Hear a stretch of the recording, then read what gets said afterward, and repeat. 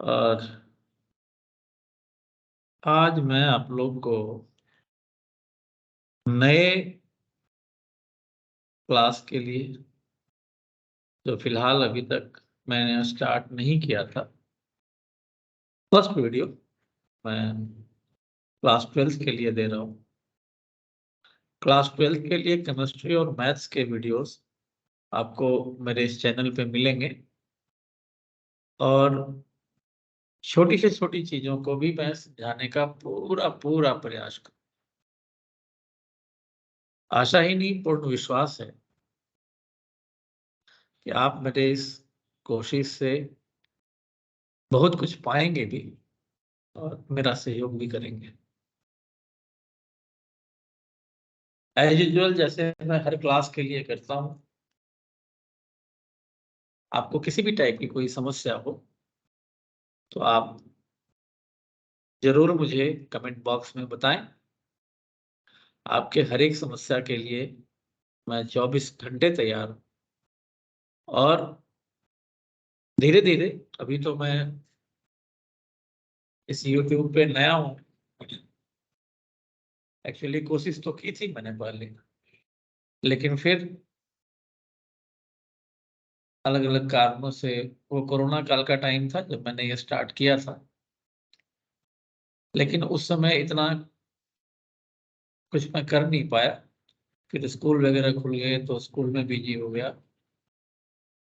लेकिन फिर से मास पब्लिक को बातें समझाने के लिए मैं हाज़िर हुआ हूँ और बिल्कुल मुझे पूर्ण विश्वास है कि आप लोग का सहयोग रहेगा। अब आज मैं एक मार्केबल चैप्टर पे आ रहा हूँ और आपको मालूम है कि बहुत आसान सा चैप्टर, न्यूमेरिकल्स भी हैं, फॉर्मूले बड़े आसान हैं और मार्क्स तो यूँ भाग के आते हैं। बस practice makes a man and also a woman perfect. जब तक आप प्रैक्टिस नहीं करेंगे, तब तक तो आपको कोई भी ज्ञान दे ले, घोल के पिलाने की चीज़ तो है नहीं, नहीं तो वो भी हम लोग कर लेते हैं। तो बात करते हैं आज चैप्टर सॉल्यूशन की, क्लास 12 के लिए सॉल्यूशन के चैप्टर की बात करेंगे और आप देखेंगे कितना आसान है। तो श्री गणेश करते हैं सॉल्यूशन का।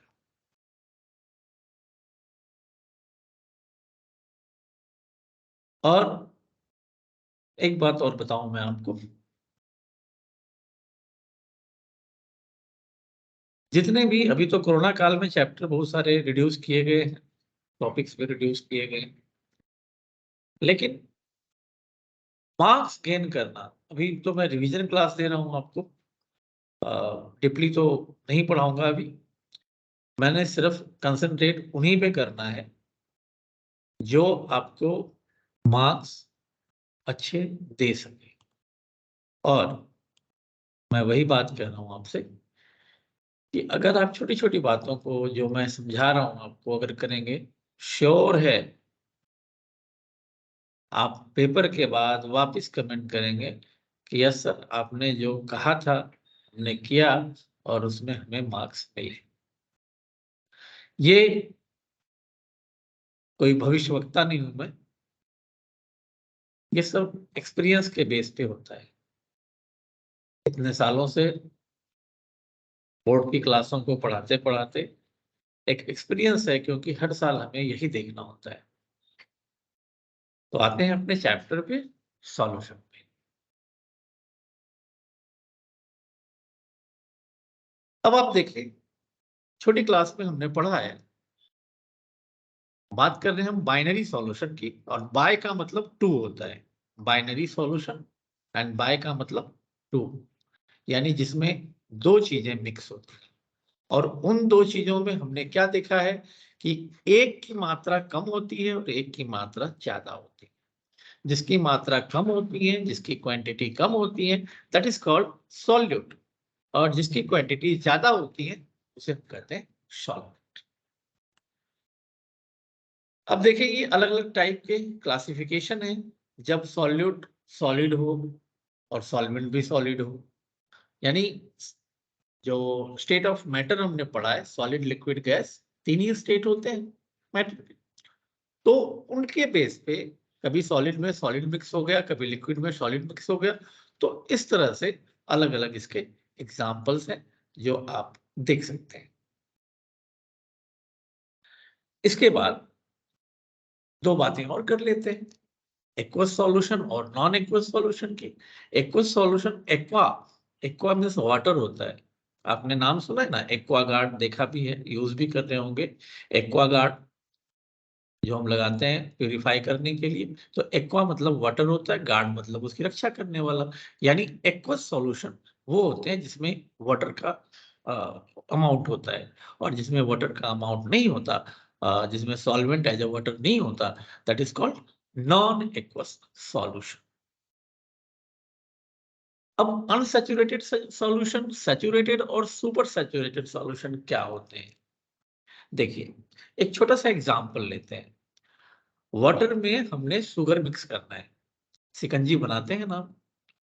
तो जब हम वाटर में शुगर मिक्स करते हैं तो ऑब्वियसली आप मिक्स करते रहो, और शुगर मिक्स करो, और शुगर मिक्स करो, मिक्स होता रहेगा। लेकिन एक सिचुएशन ऐसा आएगा जहां पे उसमें शुगर मिलना बंद हो जाए, शुगर अब उसके सरफेस पे जमा होना स्टार्ट हो जाए। तो जब तक उसमें शुगर एज अ सॉल्यूट है, जब तक सॉल्वेंट में सॉल्यूट ऐड हो रहा था, जब तक सॉल्वेंट में सॉल्यूट ऐड हो रहा था, that is called unsaturated solution. और जैसे ही वो ऐड होना बंद हो गया, मतलब उसका पेट भर गया, इसका मतलब वो सैचुरेटेड हो गया। और आपको बताऊं कि जो सॉल्युबिलिटी होती है वो डिपेंड करती है टेम्परेचर पे। कैसे? आप उसी सैचुरेटेड सॉल्यूशन को, जो अब की जिसमें कि अब मिलना बंद हो चुका है, उसको आप हीट कर दो, गर्म कर दो, फिर आप देखोगे कि उसमें चीनी घुलना शुरू हो गया, स्टार्ट। यानी क्या? जैसे ही हमने टेम्परेचर दिया तो वो वापिस सैचुरेटेड से अनसैचुरेटेड हो गया, लेकिन उस खास टेम्परेचर पे फिर एक मुकाम ऐसा आएगा जहां पे उसमें वो शुगर मिलना यानी सॉल्वेंट घुलना बंद हो जाएगा। यानी मेरे समझाने का मतलब ये है कि एक खास टेम्परेचर पे, एक खास टेम्परेचर पे सॉल्युबिलिटी कांस्टेंट हो जाती है। अब इस तरह से हम टेम्परेचर बढ़ाते रहे और उसमें सॉल्यूट बार बार बार बार ऐड करते रहे। अब हमने एक और काम किया। क्या किया? उस सॉल्यूशन को हमने अचानक कूल कर दिया, यानी उसका टेम्परेचर डिक्रीज कर दिया। अब जैसे ही आप टेम्परेचर डिक्रीज करोगे तो क्या होगा? अभी तो बेचारा किसी खास टेम्परेचर पे वो सैचुरेटेड हुआ था, अब आपने उसका टेम्परेचर अचानक लो कर दिया। जब टेम्परेचर लो करते हैं तो वो परेशान हो जाता है, कहाँ जाऊं? और उस स्थिति में वो सुपर सैचुरेटेड सॉल्यूशन बनता है। आपने ताल मिश्री का नाम सुना होगा, जिसमें बीच में धागे होते हैं मिश्री में, तो वो सुपर सैचुरेटेड का ही एग्जांपल है। अब कंसंट्रेशन भी देखते हैं, कंसंट्रेशन ऑफ सॉल्यूशन। तो दो तरह के, एक डाइल्यूट होता है, एक कंसंट्रेटेड होता है। ये एकदम एज इट इज आप समझ सकते हो, अनसैचुरेटेड और सैचुरेटेड की तरह।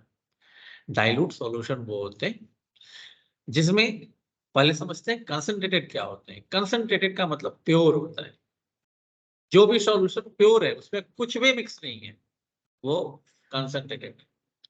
और जैसे जैसे आप उसमें वाटर प्योर करते जाओगे, वाटर मिलाते जाओगे, सॉल्यूट मिलाते जाओगे, वैसे वैसे वो डाइल्यूट होते जाएगा, उसको हम डाइल्यूशन कहते हैं। अब देखिए आगे हम लोग न्यूमेरिकल्स पे, बहुत आसान है। सबसे पहले percentage by weight, percentage by weight.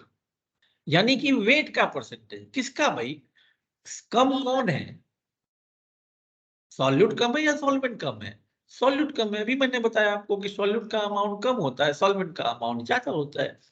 तो सॉल्यूट के अमाउंट को सॉल्यूशन के अमाउंट से, वेट से डिवाइड करके, और परसेंटेज के लिए आपको मालूम है कि 100 से मल्टीप्लाई किया जाता है, मल्टीप्लाइड बाय 100। ऐसे ही परसेंटेज बाय वॉल्यूम, तो जहां पे हमने अभी वेट यूज किया था वहां हम क्या यूज कर लेंगे? Volume use. ऐसे ही percentage of mass by volume. अब यहाँ पे देखो मास भी है और वॉल्यूम भी है। देखो मास और वेट में डिफरेंस होता है, हमने फिजिक्स में पढ़ा है ना, मास और वेट में डिफरेंस होता है। बट यहाँ वेट ऑफ सॉल्यूट को हम डिवाइड करते हैं वॉल्यूम ऑफ सॉल्यूशन से, multiplied by 100। That is called percentage mass of, percentage of mass by volume. अब एक इंपॉर्टेंट टर्म आ गया, क्या?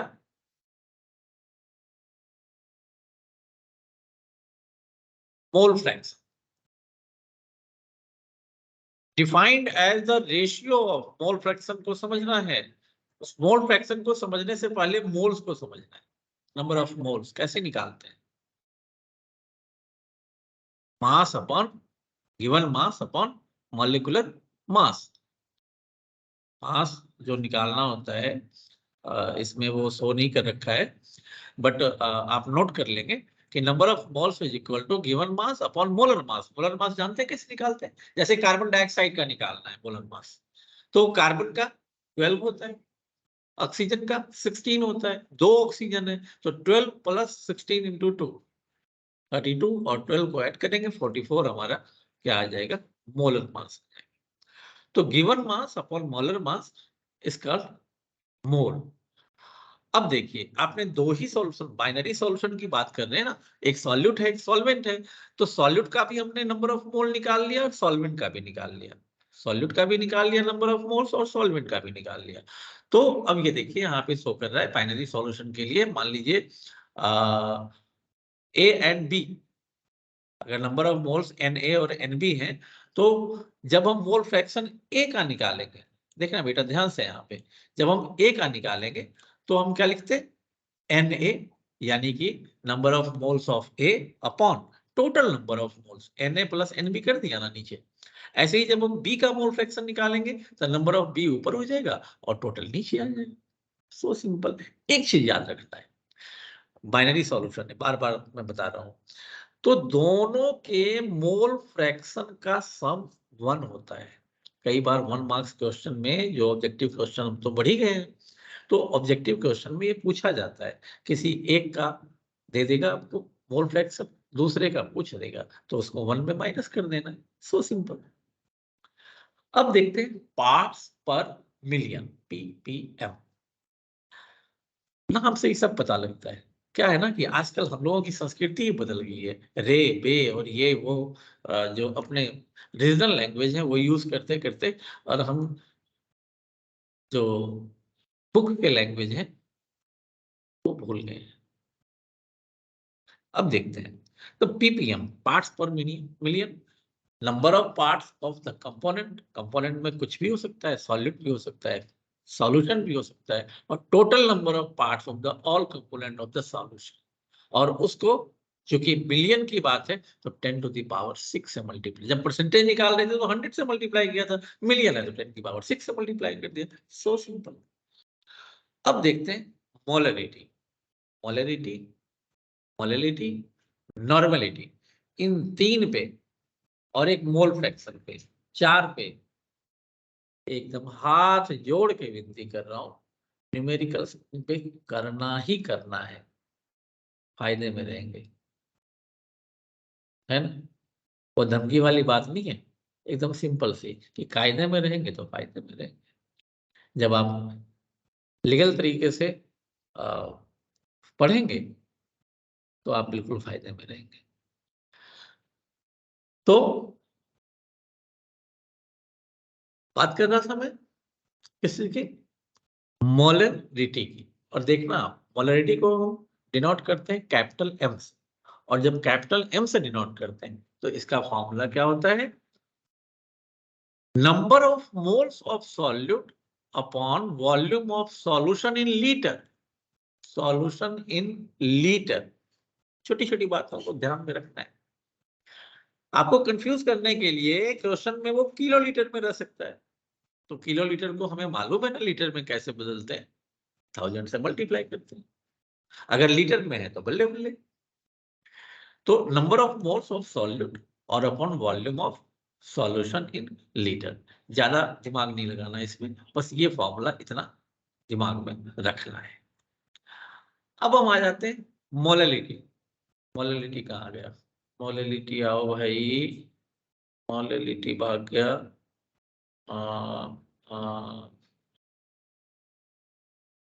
मोलैलिटी पे आओ, ये रहा। अब इन दोनों में देखो डिफरेंस क्या है, मोलैरिटी और मोलैलिटी में डिफरेंस क्या है।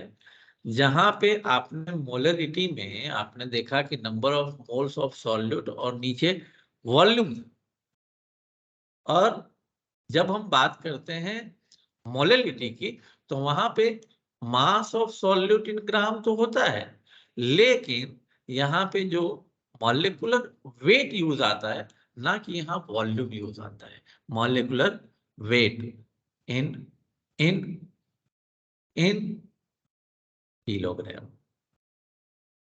है ना? ये देखो लिखा है, it is the number of moles of solute पर किलोग्राम ऑफ द सॉल्ट। बस। अब इसी तरह नॉर्मलिटी पे आ जाते हैं। नॉर्मलिटी क्या होता है? तो number of gram equivalent of solute present in 1 litre. यानी देखो, नंबर ऑफ ग्राम इक्विवेलेंट जो सॉल्यूट का होगा वो निकालते हैं और वॉल्यूम से डिवाइड कर देते हैं, सिंपल। अब ये एक फॉर्मूला याद रखना है कि नॉर्मलिटी और मोलैरिटी में क्या रिलेशन होता है। ये बातें आपको नोट्स बना के और आराम से, फॉर्मुलेटी की बात नहीं करूंगा। अब आ जाते हैं हम डायरेक्ट सॉल्युबिलिटी पे। अभी अभी बताया था मैंने आपको एक पॉइंट सॉल्युबिलिटी का, टेम्परेचर के बेस पे। सॉल्युबिलिटी किन बातों पे, कौन से फैक्टर पे डिपेंड करती है, वो आपने पढ़ना है। और 4 फैक्टर है। सबसे फर्स्ट है nature of the gas. Gas की सॉल्युबिलिटी हम पढ़ रहे हैं कि गैस, भाई अलग अलग गैसेज हैं, उनके सॉल्युबल होने की, उनके घुलने मिलने की उनकी अलग टेंडेंसी है। इसी तरह से नेचर ऑफ सॉल्वेंट, जिसमें आप घुला रहे हैं लिक्विड में गैस। एक एग्जांपल याद आता है? आ गया होगा याद। कोका कोला, कोल्ड ड्रिंक्स वगैरह जो होते हैं उसमें कार्बन डाइऑक्साइड होता है ना, क्यों होता है? क्योंकि कार्बन डाइऑक्साइड की जो टेम्परेचर रिटेनिंग कैपेसिटी होती है वो हाई, जल्दी कूल हो जाती है और वो घुल मिल जाती है लिक्विड में। इस वजह से वो हमारा जो कोल्ड ड्रिंक्स है वो जल्दी ठंडा हो जाता है। और इसीलिए आप देखते हैं ना, जब उसको हम शेक करते हैं, हिलाते डुलाते हैं, शैंपेन बन जाता है, यानी कि वो सब बाहर आ जाता है खोलने पे। कैसे? क्योंकि जब हिलाते डुलाते हैं तो कॉलिजन होता है उनके बीच में, और जब कॉलिजन होता है तो टेम्परेचर बढ़ता है। टेम्परेचर बढ़ता है तो वो जो लिक्विड के फॉर्म में अभी था हाई प्रेशर के कारण, अब वो बदल गया काहे में, गैस में। और गैस की टेंडेंसी होती है कि वो एकदम ऊपर जाना चाहेगा। तो जब वो सारे जो गैस के पार्टिकल्स हैं जो घुले हुए थे अभी तक लिक्विड बन के, वो बाहर आना चाहते हैं, बाहर आएंगे तो वो लिक्विड को भी यानी कोल्ड ड्रिंक को भी बाहर ले जाएंगे। ठीक है ना? तो फैक्टर अफेक्टिंग में एक तो nature of gas, nature of the solvent, temperature अभी समझाया था मैंने आपको कि टेम्परेचर बढ़ाने पे सैचुरेटेड भी अनसैचुरेटेड बन के आता है एक खास टेम्परेचर पे। और एक pressure, the solubility of A gas increases with increase in pressure. जैसे जैसे आप प्रेशर इंक्रीज करेंगे तो गैस लिक्विफाइड होकर के और घुलता रहेगा और घुलता रहेगा। मजेदार है। अब आ जाते हैं हेनरीज लॉ पे। अब ये हेनरीज लॉ क्या है साहब? एक हेनरीज है, एक आगे हम लोग पढ़ेंगे रॉल्स लॉ है। देखिए हेनरीज एक व्यापक तौर पे यूज होता है। रॉल्स लॉ अभी आगे पढ़ेंगे, आइडियल और नॉन आइडियल सॉल्यूशन की बात करेंगे। तो वो वोलेटाइल जो होते हैं उन पे कंसंट्रेटेड होता है। देखिए क्या कह रहा है, most commonly used from Henry's law states that partial pressure of the gas, यहाँ पे कोई वोलाटाइल वोलाटाइल तो नहीं लिखा हुआ, direct partial pressure of the gas in vapor phase is proportional to mole fraction of the gas. Mole fraction, जैसे जैसे आप पार्शियल प्रेशर बढ़ाएंगे मोल फ्रैक्शन बढ़ेगा, या मोल फ्रैक्शन बढ़ेगा तो उसका पार्शियल प्रेशर बढ़ेगा। तो ये दोनों में, और इसके लिए कांस्टेंट लगाते हैं केज, जिसको हम हेनरीज कांस्टेंट कहते हैं। ये देख रहे हैं हम, क्योंकि दोनों डायरेक्टली प्रोपोर्शनल है, ओम्स लॉ में आपने देखा है ना, वैसे ही चलता है VI ग्राफ, वैसे ये भी चलेगा। अब आते हैं वेपर प्रेशर पे।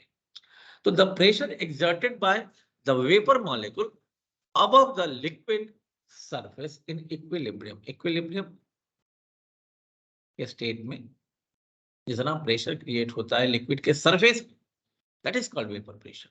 और फिर यहाँ पे फैक्टर कौन कौन से होते हैं कि भाई लिक्विड जो आपने यूज किया वो कितना प्योर है, उसका नेचर क्या है, टेम्परेचर क्या है। The vapour pressure of a liquid increases with increase in temperature, जैसे जैसे आप टेम्परेचर बढ़ाएंगे तो वेपर प्रेशर बढ़ेगा। अभी देखा था आपने, मैंने समझाया उसमें कार्बन डाइऑक्साइड वाले में, कोल्डिक वाले में, कि जब टेम्परेचर बढ़ा कॉलिजन से तो वेपर प्रेशर बढ़ा, उसका प्रेशर बढ़ा तो बाहर है। इफेक्ट ऑफ एडिंग सॉल्यूट, और सॉल्यूट जब हम ऐड करते हैं तो some of the solvent molecules are replaced by solute particle, therefore rate of evaporation as well as rate of condensation both decreases। छोटी छोटी बात देखो, आप देख सकते हो, घर में चाय बनाते हैं, चाय बनाते हैं जैसे ही उबलना शुरू होता है उसमें थोड़ी चीनी डाल देता है, क्या होता है, शांत हो जाता है। तो जब आप सॉल्यूट ऐड करेंगे तो उसका जो प्रेशर, वेपर प्रेशर है, वो डिक्रीज। अब आ जाते हैं राउल्ट्स लॉ पे। अब यहाँ पे देखिए, एकदम पहले ही मैंने कहा ना अभी डिफरेंस होता है दोनों में, कि for a solution of two volatile liquid, उसने कोई वोलाटाइल वोलाटाइल नहीं कहा था, इसने क्या कह दिया वोलाटाइल, तो ये लिमिटेड होता है। The vapour pressure of each liquid in the solution is less than the, आधी चीजें उड़ी हुई है, less than the total partial pressure of solution. अब आप देखो PA, अगर हम एक की बात करें तो वो डायरेक्टली प्रोपोर्शनल किसका होता है, A के पार्शियल मोल फ्रैक्शन का। ऐसे ही अब इसके लिए कप्पा लग गया, कांस्टेंट लग गया। अब यहां से हम अगर XA की वैल्यू देखें, अभी पीछे हमने पढ़ा था ना, पीछे पढ़ा था हमने मोल फ्रैक्शन के बारे में, तो जब हम मोल फ्रैक्शन निकालेंगे तो उसकी वैल्यू इतनी आ जाती है। अब ये वैल्यू हम पुट करके लास्टली जो है टोटल वेपर प्रेशर हम बना देते हैं, ये हमारे पास एक डेरिवेशन आ जाता है। आपकी लैंग्वेज में बता रहा हूँ, ओके। अब आइडियल सॉल्यूशन और नॉन आइडियल सॉल्यूशन क्या होते हैं भाई? आइडियल स्टूडेंट और नॉन आइडियल स्टूडेंट क्या होता है? जो सारी बातों को मान रहा है वो आइडियल स्टूडेंट है, जो नहीं मान रहा है, उदंड है, वो नॉन आइडियल स्टूडेंट होता है। बस जो राउल्स लॉ को फॉलो करता है वो आइडियल है, और जो राउल्स लॉ को फॉलो नहीं करता वो नॉन आइडियल है। सिंपल सी बात। जो राउल्स लॉ को फॉलो कर रहा है वो आइडियल है, और जो नहीं फॉलो कर रहा वो नॉन आइडियल है। बस इतनी सी बात होती है, और यहीं पे हम आइडियल नॉन आइडियल की बात करते हैं। देखिए इसमें लिखा हुआ होगा कि दो solution in which solute solute and solvent solvent, जो राउल्स लॉ आपने अभी जो हमने पढ़ा इन दोनों की, तो वहां पे कोई एनर्जी इवॉल्व नहीं होती, कोई एनर्जी एब्जॉर्ब नहीं होती, और यानी जीरो होता है। जो एंथैल्पी है, एंथैल्पी चेंज जो है मैक्सिमम वो जीरो होता है, ठीक है। नो एक्सपेंशन यानी वॉल्यूम मिक्सिंग भी जीरो होता है, और नॉन आइडियल में यही दोनों चीजें जीरो नहीं होती हैं, और इसीलिए यहाँ पे पॉजिटिव और निगेटिव डेविएशन की बात हम करते हैं, ओके। अब यहाँ पे देखें आप, दोनों का ग्राफ दिखा रखा है, लेकिन टोटल क्या है, टोटल जो आप देख रहे हैं वो पॉजिटिव जा रहा है। P टोटल प्रेशर जो है वो ग्रेटर हो रहा है इन दोनों के ज्वाइंट प्रेशर के, तो ये पॉजिटिव डेविएशन है। इसी तरह से आप यहाँ देखें ये लो हो रहा है, कम हो रहा है टोटल वेपर प्रेशर, तो इस वजह से ये क्या हो गया, निगेटिव डेविएशन। इसको हम कहते हैं पॉजिटिव और निगेटिव डेविएशन। तो वीडियो लॉन्ग हो जाएगा, और इस वजह से इस चैप्टर को मैं 2 पार्ट में कर दूंगा। कल मैं आपको फिर एजियोट्रॉपिक मिक्सचर, फिर मैं लोअरिंग वेपर प्रेशर, ये सारी चीजें मैं जो बाकी के बचे हुए पार्ट्स हैं वो कल हम डिस्कस करेंगे।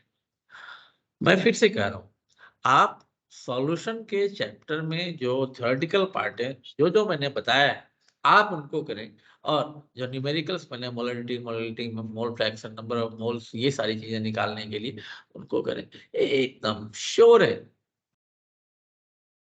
आपके मार्क्स कहीं नहीं गए। आप लोगों के हेल्प के लिए ही मैं बैठा हूं।